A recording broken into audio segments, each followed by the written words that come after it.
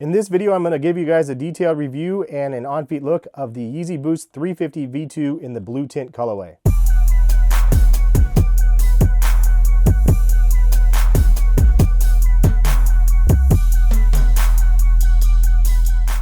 What is going on, guys? Hess here from CollectiveKicks.com, and if you guys want to shop this week's top sneaker deals, check the link in the description, and happy shopping. So here we have the blue tint Yeezy 350 V2s. The actual colors listed on the website are blue tint, gray 3, and high res red. And I have to be honest with you guys, this colorway is the one that I wanted the most out of the three that was releasing towards the end of 2017. I actually ended up getting this pair, and this pair. When I got them in hand, and more importantly on feet, I actually like this pair the least out of the three. So it went from first to last out of the three that released. I'm actually admitting it. I like the McChicken colorway better than the blue tint colorway. And I don't know why that is.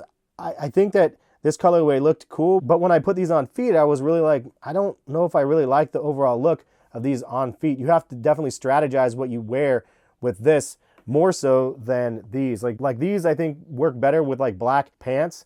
These ones don't. I know you guys are looking at me like, yeah, you have to strategize these too, which is very true, because this one wouldn't look really good with black pants either. But all in all, I think that these are just too light when I actually put them on feet. Now, that doesn't mean that I'm not thankful that I ended up getting a couple pairs of these, because it is a cool colorway nonetheless, like literally because of the ice blue. Haha, this was a really bad joke. But it is a pair that I was surprised that I didn't like as much on feet. Maybe I'm not wearing it with the right stuff, and if you guys had a recommendation of what type of pants to wear these with, leave a comment in the comment section and I will check those out. But these are the Yeezy Boost 350s in the blue tint. I nicknamed these the Let It Go Yeezy Boost 352s. What was your guys' nicknames for these? These do have a blue tint to them, as you could tell. It looks kind of grayish, but then when you look up close, like it's actually blue. The laces are actually light blue, and all of the knit in between the gray is actually light blue as well. I thought it was light gray from images. It's actually light blue.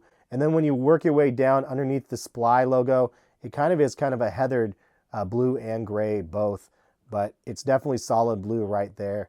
And then the midsole and the sole is ice blue, as you could see. You could see the hits of red sprinkled throughout the shoe. Oddly enough, the Sply 350 is actually different colors of red on each three pairs. This pair is actually listed as just red. This pair is actually listed as blood orange, and these say they're high res red. Look like they were recycling, but maybe not. You have the reflective 3 stripes on the heel tab. You have the prime knit upper with the stitching down the middle, and then also it comes together on the back. You do have that odd duck little heel section where the sole wraps up to the midsole, which is consistent with every single pair. And then here's a look at the Adidas Yeezy insole. Obviously has the encased Boost midsole, which is a huge plus. They're very, very comfortable. They do run a little bit snug. A lot of people say go half size up. It's not a bad idea to do it. You can go true to size, but it does get snug around this section right here. The more you wear them, the more it loosens up. But a pro tip, if you take the insole out, it actually fits pretty perfect. So I highly recommend that if you go true to size. If you go up half a size though, it's probably easier comfort. The overall pattern is exactly the same as any of the other 350s,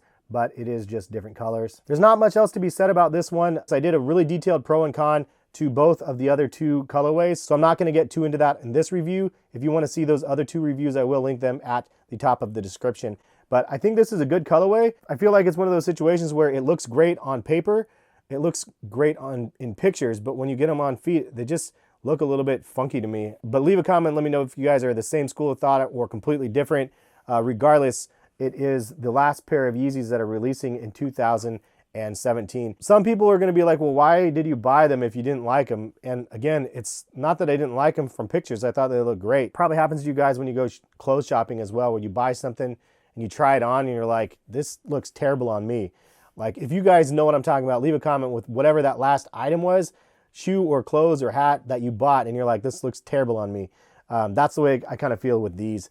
It's probably the only colorway that I've really felt that on. I actually like these better on feet than I saw in images, which is because I hate that brown sole, but when you wear them on feet, you don't see that brown too much. So oddly enough, this is just a really weird feeling to not really like something as much as you saw them. That's pretty much the video. I just wanted to show you guys these and give you guys my thoughts on the blue tint Yeezy 350 Boost. All in all, it's decent. I just got to find the right stuff to maybe rock with it to make it like dope. But I would probably rank these on the lower end of the Yeezy 350 V2s that I have of wearability, just because, again, the colors are so light. Anyways, that is all we have for the video. Hopefully you guys enjoyed. If you guys want to watch other videos on my channel, click the screen at this time. Subscribe if you guys are new to my channel and you want to see my other content. And thank you again for watching. Peace, guys.